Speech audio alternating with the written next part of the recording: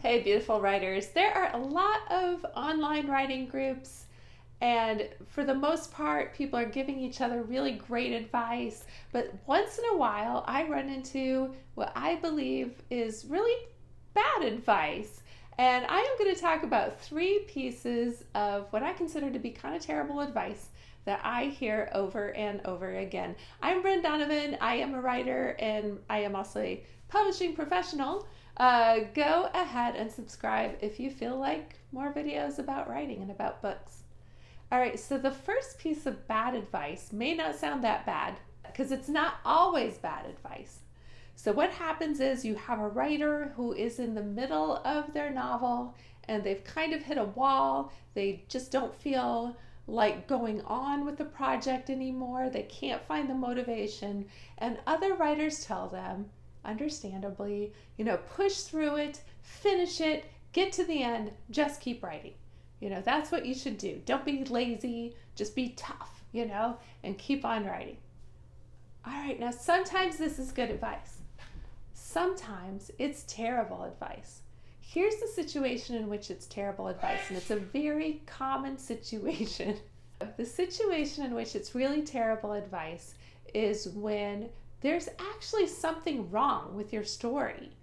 And even though you do not acknowledge it consciously, because it's going to be a bunch of work to fix it, your subconscious knows it. The creative part of your brain is digging in its heels. It's going on strike.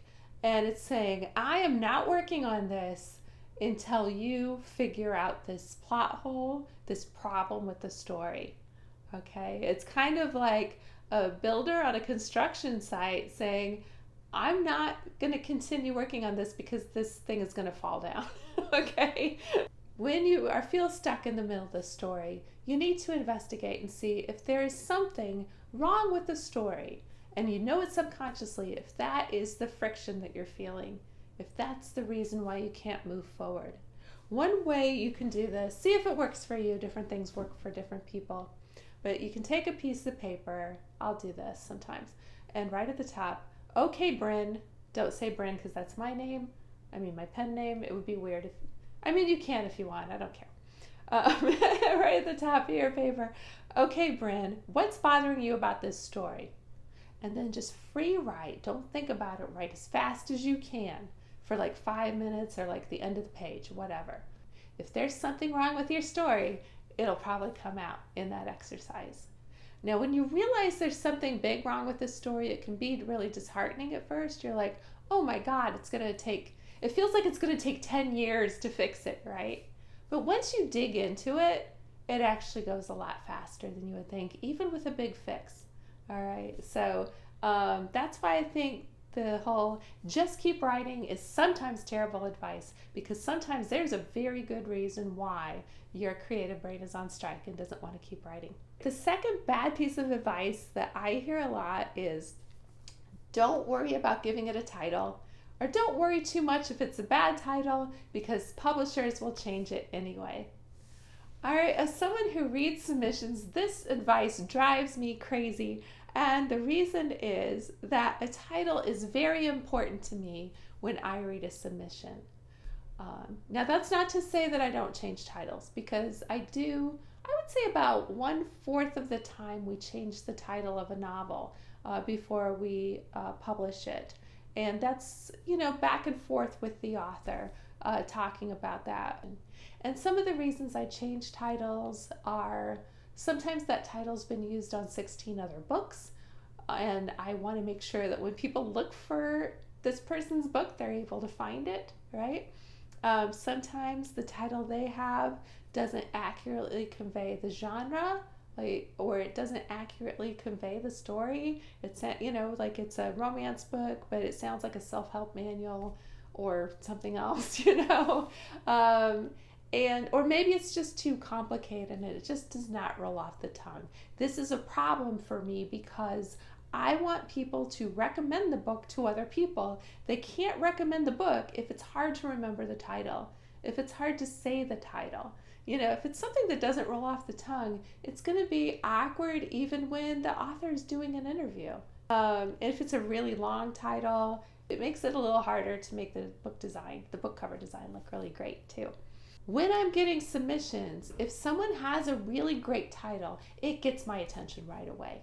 Maybe it has a little pun, maybe it's very evocative, depending on the tone of the book. Maybe it raises my curiosity, like, oh my God, what's that about? From one reason or another, it's a great title, and immediately I can see it in my head on the cover. All right, so I am already set up to like this submission. It's like dressing nicely to go to a job interview.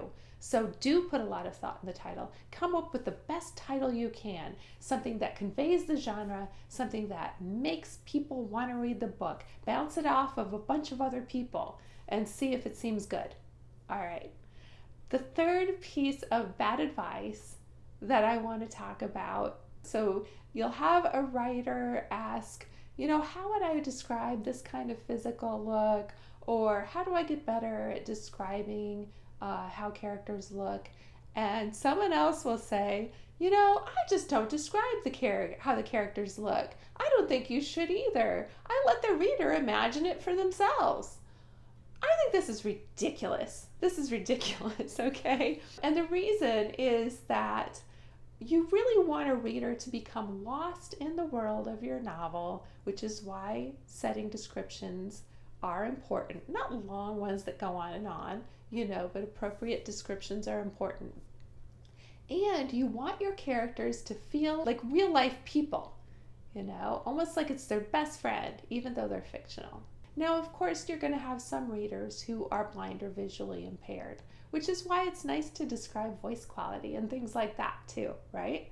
But for your sighted readers, it's really nice to have those visual descriptions. It makes the person seem more real. I think it's really lazy to say, oh, just let the reader, imagine it. Well, just let the reader imagine the whole story. How about that? The thing is, you're the author. It's your job to imagine. You don't want to have this like long description like they're, being searched for by the police. Just have this long paragraph of describing the person. You put in little bits here and there in the point of view of whatever character you're writing. Okay. All right. So those are 3 examples of, I think, very bad writing advice that I do not want you to take.